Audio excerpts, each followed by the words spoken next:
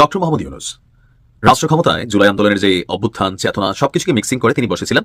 বিশেষ করে আমাদের প্রবাসীদের জন্য অনেক সুন্দর সুন্দর কথা বলছিলেন ঠিক এয়ারপোর্টে নেমেই, কিন্তু আসলে এই এয়ারপোর্টে অতীতের তুলনায় সবচেয়ে বাজে অবস্থা এখন চলছে। ভারত কি বাংলাদেশে খুব তাড়াতাড়ি কোনো বড় অভিযানের প্রস্তুতি নিচ্ছে?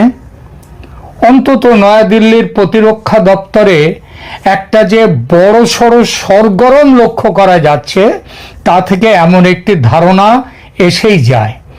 এই প্রতিবেদনে বিষয়টি ঠিক কোথায় দাঁড়িয়ে আছে এই মুহূর্তে সেটা নিয়ে আলোচনা করব। ভারতের প্রতিরক্ষা ব্যবস্থার শীর্ষে এমন বেশ কিছু হাই পাওয়ার বা উচ্চ ক্ষমতা সম্পন্ন কমিটি রয়েছে যেগুলো যুদ্ধ, জাতীয় নিরাপত্তা এবং সামরিক কৌশলের বিষয়ে চূড়ান্ত সিদ্ধান্ত নেয়।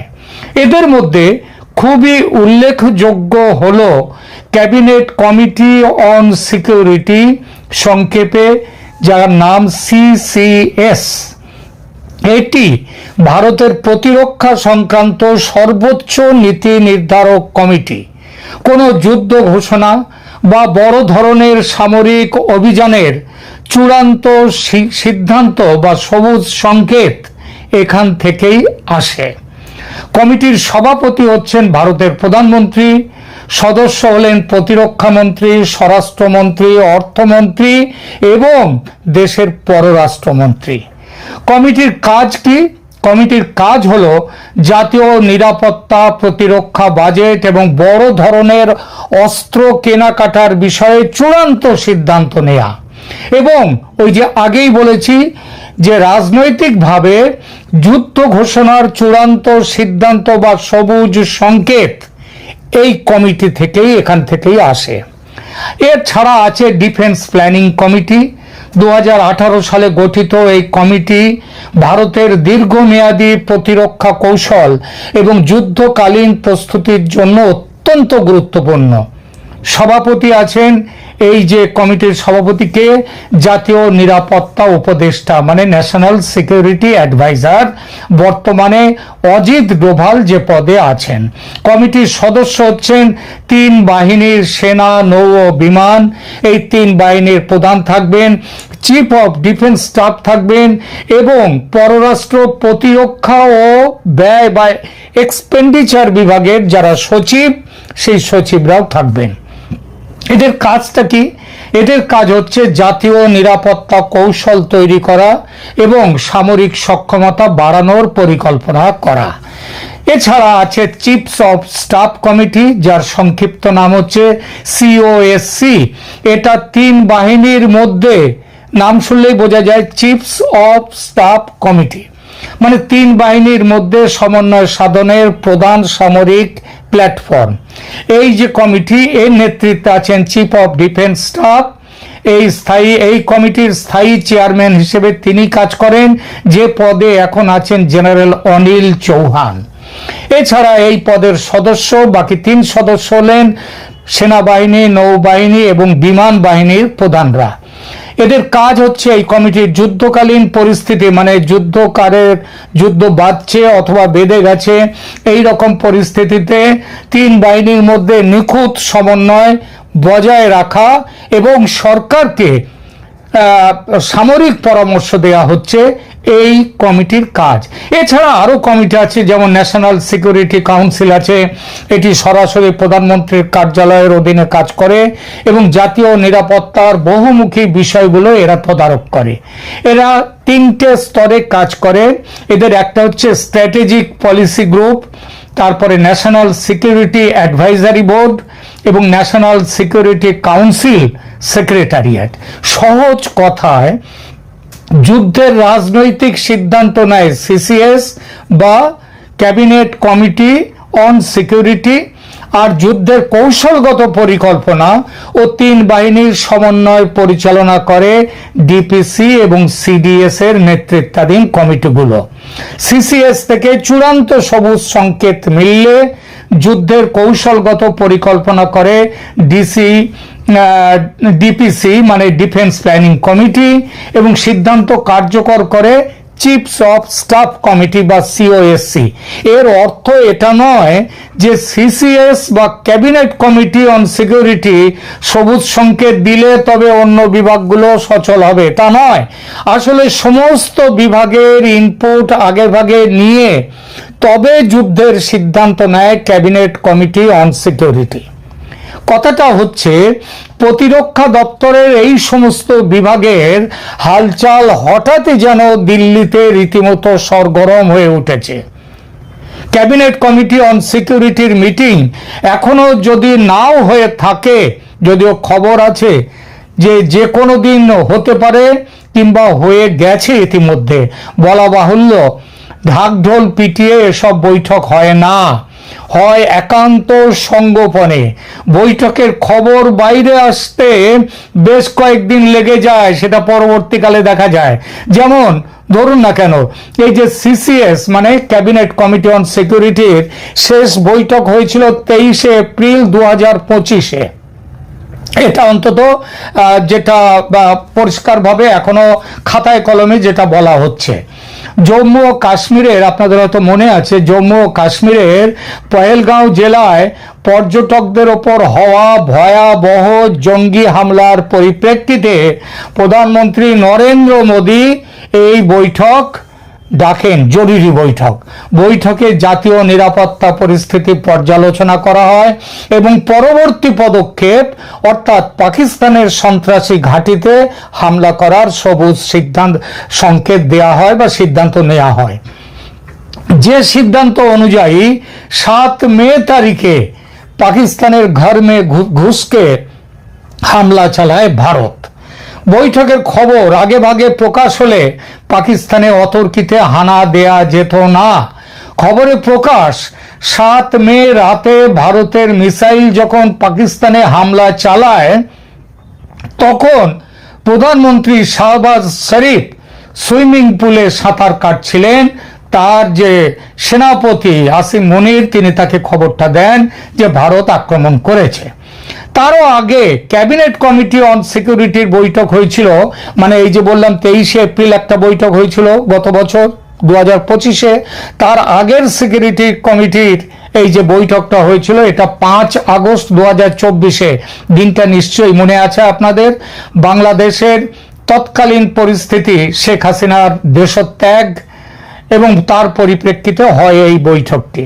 সেই বৈঠকের ঘটনা বুঝিয়ে দেয় যে বৈঠকটি হয়েছিল, এই ব্যাপারটা বুঝিয়ে দেয় বাংলাদেশের সামরিক হস্তক্ষেপের কথা সেদিনও ভারতের নীতি নির্ধারকদের ভাবনায় ছিল। না হলে এই বৈঠক হতো না। কিন্তু বৈঠকে সবুজ সংকেত আক্রমণের দেওয়া হয়নি। সেদিন সিদ্ধান্ত নেওয়া হয়েছিল ওয়েট অ্যান্ড ওয়াচের।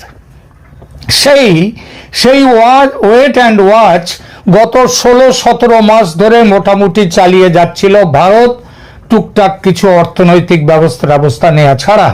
তবে যেসব খবর আসছে এবং হঠাৎই ভারত এমন কিছু ব্যবস্থা নিতে শুরু করেছে যা থেকে ধরে নেওয়া যায় ভারত ওয়েট অ্যান্ড ওয়াচের স্টেজ পার করে বড় কোনো ব্যবস্থা নিতে চলেছে বাংলাদেশে। এসব ব্যবস্থা একমাত্র যুদ্ধকালীন বা আসন্ন যুদ্ধের পটভূমিকায় নেওয়া হয়ে থাকে।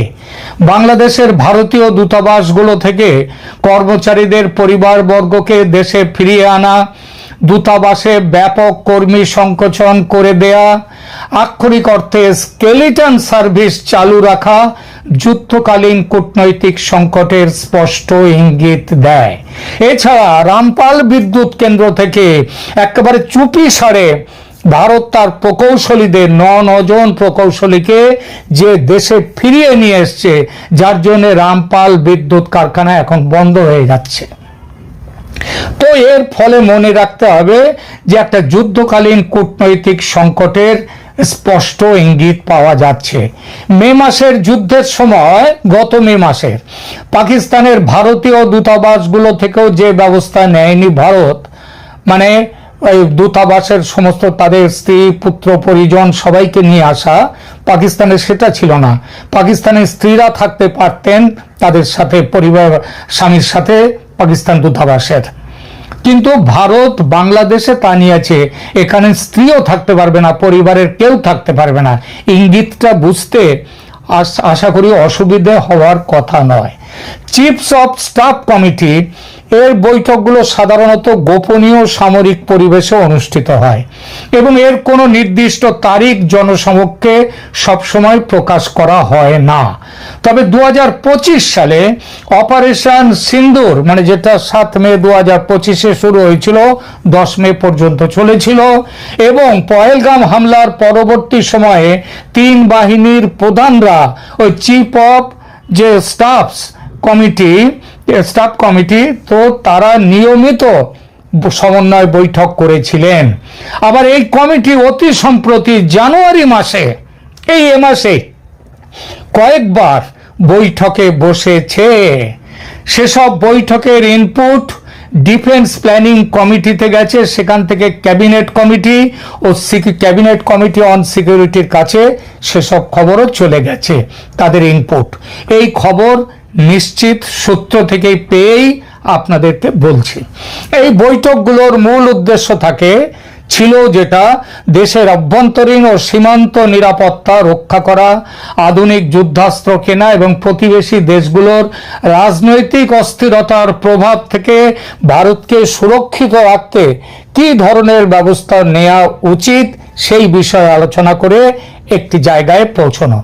যদিও এখনো কোনো আনুষ্ঠানিক সিসিএস মিটিং জানুয়ারি গতকাল পর্যন্ত ঘোষণা করা হয়নি, তবে এই ইস্যুটির গুরুত্ব এবং জরুরি পরিস্থিতি যেটা এখন উঠে এসেছে সেটা ইঙ্গিত দেয় যে এটি সর্বোচ্চ নীতি নির্ধারণের যে স্তর, অর্থাৎ ক্যাবিনেট কমিটি অন সিকিউরিটি, সেখানে বিস্তারিত বিবেচনার জন্য অপেক্ষা করছে টেবিলে। বাংলাদেশের সাথে ভারতের সম্পর্ক একটি গুরুতর সংকটের মুখোমুখি হয়েছে, যা ভারতীয় জাতীয় নিরাপত্তার জন্য সরাসরি প্রভাব ফেলছে। জানুয়ারি 27-এ, 3 দিন আগেই, বাংলাদেশ এবং চীনের মধ্যে স্বাক্ষরিত ড্রোন উৎপাদন চুক্তি, অক্টোবর 2025 সালে ভারত বাংলাদেশ অর্থনৈতিক অঞ্চল চুক্তি বাতিল এবং সাম্প্রতিক কূটনৈতিক অবনতি একটি বড়সড় কৌশলগত চ্যালেঞ্জ তৈরি করেছে, যা ক্যাবিনেট কমিটি অন সিকিউরিটির তাৎক্ষণিক মনোযোগ দাবি করে। আর ভারতের নীতি নির্ধারকরা যে বিষয়টিতে যথেষ্ট মনোযোগ দিয়েছেন তা ইতিমধ্যেই দেখা যাচ্ছে বিভিন্ন গৃহীত ব্যবস্থার মধ্যে। এই মনোযোগের চূড়ান্ত রূপ হিসেবে যে কোনো দিন, যে কোনো মুহূর্তে এই বৈঠক হতে পারে এবং সেই বৈঠকে এটাও খবর অবশ্যম্ভাবী সবুজ সংকেত মিলতে পারে সামরিক হস্তক্ষেপের। যদিও নয়াদিল্লির বিভিন্ন সূত্র একথাও বলছে যে এমনও হতে পারে বৈঠক ইতিমধ্যে সম্পন্ন হয়েছে, সিদ্ধান্ত নেওয়া হয়ে গেছে, কেবল সিদ্ধান্ত বাস্তবায়নের অপেক্ষা চলছে কেবল। মনে রাখবেন, গত বছরের 7 মে তারিখে রাতে পাকিস্তানের বিরুদ্ধে ভারত যে সামরিক অভিযান চালায়, সিসিএস বৈঠকে তার সিদ্ধান্ত নেওয়া হয়েছিল 23 এপ্রিল, অর্থাৎ 14 দিন আগে। বাংলাদেশের ক্ষেত্রে সিদ্ধান্ত নেওয়া খুব সম্ভবত হয়ে গেছে এবং সেটা হয়ে থাকলে তার বাস্তবায়ন হতে সময় লাগবে, সেটাই স্বাভাবিক। সে সময়টা এমনও হতে পারে যে বাংলাদেশের নির্বাচনের পরিস্থিতির উপরে নজর এবং তার উপরে নির্ভর করছে ভারত কবে অপারেশন চালাবে। অপারেশন সিন্দুর যখন শুরু করেছিল ভারত, পাকিস্তানের প্রধানমন্ত্রী শাহবাজ শরীফ সাঁতার কাটছিলেন সুইমিং পুলে। তার সেনাপতি আসিম মুনির তাকে জানান যে ভারত আক্রমণ করেছে। বাংলাদেশে যখন অপারেশন শুরু হবে তখন প্রধান উপদেষ্টা মোহাম্মদ ইউনূস কোথায় থাকবেন? সুইমিং পুলে নিশ্চয়ই নয়, কারণ এই বয়সে তিনি সুইমিং পুলে তখন সাঁতার কাটবেন না, বলেই মনে করা যায়। তাহলে কি তখন তিনি জরুরি মিটিংয়ে ব্যস্ত থাকবেন লামিয়া মুর্শেদের সঙ্গে কিংবা অন্য কারো সঙ্গে? এই প্রশ্নের উত্তর খুঁজতে আর একটু অপেক্ষা করতে হবে আমাদের। সালামু আলাইকুম। ডক্টর মোহাম্মদ ইউনূস রাষ্ট্র ক্ষমতায় জুলাই আন্দোলনের যে অভ্যুত্থান চেতনা সবকিছুকে মিক্সিং করে তিনি বসেছিলেন। বিশেষ করে আমাদের প্রবাসীদের জন্য অনেক সুন্দর সুন্দর কথা বলছিলেন ঠিক এয়ারপোর্টে নেমেই। কিন্তু আসলে এই এয়ারপোর্টে অতীতের তুলনায় সবচেয়ে বাজে অবস্থা এখন চলছে। ট্রলি সংকট, আমি জানি না রাষ্ট্রের কতটা টাকা সংকট যে প্রবাসীর একটা ট্রলির জন্য, আমি গত 6 মাসে 2বার দেশে গেছি, যে যেখানে বেল্ট থাকে মানে আমাদের বিমানের লাগেজগুলো নামে, এখান থেকে ট্রলি আনতে ভাই ওই মাথায় দৌড়ে যেতে হয়। মানে এক ধরনের যুদ্ধ চলে। কেন এখন পর্যন্ত এটারই সমাধান হলো না? এটা ডক্টর ইউনূস সরকারের কাছে প্রশ্ন রেখে শুরু করছি যে অনেক তো দিলেন, পাকিস্তানকেও অনেক কিছু আপনি দিয়ে গেছেন। এই সরকার ইতিহাস পাকিস্তান মনে রাখবে। শেখ হাসিনা বলতো যে ভারতকে যা দিছি ভারত মনে রাখবে। তো ডক্টর ইউনূসের এই সরকার তারাও পাকিস্তানকে যা দিছে পাকিস্তান মনে রাখবে। আর এতে ভারতের শিশুসুলভ অভিমান আছে। যদিও ভারতের সাথে শেখ হাসিনা সরকারের করা শুধুমাত্র একটা প্রকল্প বড় ধরনের, বাকিগুলো আসলে ওরকম জানি না, হতেও পারে। তো ওই যে আমাদের যে ডিফেন্স জোন হচ্ছে, ভারতের জন্য যে একটা জায়গা বরাদ্দ ছিল, সেই জায়গাতে ডিফেন্স জোনের প্রকল্পটা ছাড়া অন্য তেমন কোনো কিছু বন্ধ করেন নাই। ভারতের সাথে সম্পর্ক রাখছেন। তবে বন্ধ হয়ে যাওয়া দরজা পাকিস্তান, ব্যবসা বাণিজ্য কূটনীতি, তারপর সেই দেশের সেনা প্রধান, বিমান প্রধান, এই প্রধান, বাংলাদেশে যাতায়াত, তারপর হচ্ছে বন্দর থেকে তাদের এখানে জাহাজ চলাফেরার যে অনুমতি বা চুক্তিগুলা, দিন শেষে এটা যে খারাপ সিদ্ধান্ত আমি বলছি না, আমারও খুব ইচ্ছা আছে পাকিস্তান একবার সফর করার। কারণ যেই পাকিস্তান নিয়ে আমরা ছোটবেলা থেকে এত কিছু শুনছি, গেলাম, সমস্যা কি, তাদের দেশের কালচার দেখলাম। ভারতে যাওয়া হয়েছে, হয়তো আবার যাওয়া হবে, কিন্তু পাকিস্তান কখনো যাওয়া হয় নাই। তা আমার জন্য এরকম একটা সুযোগ তৈরি করে দিয়ে গিয়েছেন জনাব ডক্টর ইউনূস। দর্শক, প্রায় 1 যুগেরও বেশি সময় পরে বাংলাদেশের রাজধানী ঢাকা এবং পাকিস্তানের করাচি শহরের মধ্যে সরাসরি উড়োজাহাজ চলাচল শুরু করেছে গতকাল থেকে। বিমান বাংলাদেশ এয়ারলাইন্সের একটি যাত্রীবাহী ফ্লাইট ঢাকার স্থানীয় সময় রাত 8টায় ছেড়ে গিয়েছে। করাচির স্থানীয় সময় রাত 11টায় পৌঁছাবে। প্রথম ফ্লাইটটি বোয়িং 737 উড়োজাহাজ দিয়ে পরিচালিত হয়েছে। এই ফ্লাইটের জন্য 162 আসনের সমস্ত টিকিট বিক্রি হয়ে গেছে। এর মাধ্যমে বাংলাদেশের যাত্রীদের দীর্ঘদিন পর পাকিস্তানের সাথে সরাসরি বিমান যোগাযোগের সুযোগ তৈরি হলো। এমত অবস্থায় যাত্রীদের সুবিধার্থে বিমান কর্তৃপক্ষ জানিয়েছে ঢাকা করাচি ঢাকা রুটে সপ্তাহে 2টি ফ্লাইট পরিচালিত হবে। প্রতি সপ্তাহে বৃহস্পতিবার এবং শনিবার এই ফ্লাইটগুলো পরিচালিত হবে। আর এটি একটি গুরুত্বপূর্ণ মাইলফলক হিসাবে দেখা হচ্ছে যে 2012 সালে সর্বশেষ এই রুটে বিমান চলাচল বন্ধ হয়ে যায়। আর এরপর 2024 সালে ডক্টর ইউনূসের এই অন্তর্বর্তী সরকার গঠন হওয়ার পর ঢাকা করাচি রুটে ফ্লাইট চালানোর পরিকল্পনা নেওয়া হয়। তো প্রায় 1 যুগ আমার কাছে মনে হলো যে খারাপ সিদ্ধান্ত, আমার কাছে এটা কোনোভাবে মনে হচ্ছে না। দেখেন, গ্লোবালাইজেশনের যুগ চলতেছে। আমাদের কোনো দেশের সাথে অতিরিক্ত প্রীতি, কোনো দেশের সাথে অতিরিক্ত শত্রুতা, কোনোটাই ভালো না। তবে পাকিস্তানের জন্য রাষ্ট্র হিসেবে অনেকটা পজিটিভ ফিডব্যাক তৈরি হয়েছে যে তারা হয়তো এখানে কি বলা হয়েছে, ব্যবসা বাণিজ্য বিভিন্ন কাজে তাদের দেশের মানুষ আসবে, আমরাও আসবো। তো এখানে প্রোগ্রামে উপস্থিত ছিলেন বেসামরিক বিমান পরিবহন পর্যটন মন্ত্রণালয় বিমান বাংলাদেশ এয়ারলাইন্সের চেয়ারম্যান শেখ বশিরউদ্দিন ভাই, আর বাংলাদেশ নিযুক্ত পাকিস্তানের রাষ্ট্রদূত ইমরান হায়দার, বেবি চপ চেয়ারম্যান এয়ার মার্শাল যিনি আছেন ভাইস মার্শাল মোহাম্মদ মুস্তফা। আর 29 জানুয়ারি থেকে আপনার শীতকালীন সূচি অনুযায়ী প্রতি বৃহস্পতি এবং শনিবারে এই ফ্লাইট হবে। আপনারা যারা আছেন চাইতে পারেন, আমার যাওয়ার প্ল্যান আছে।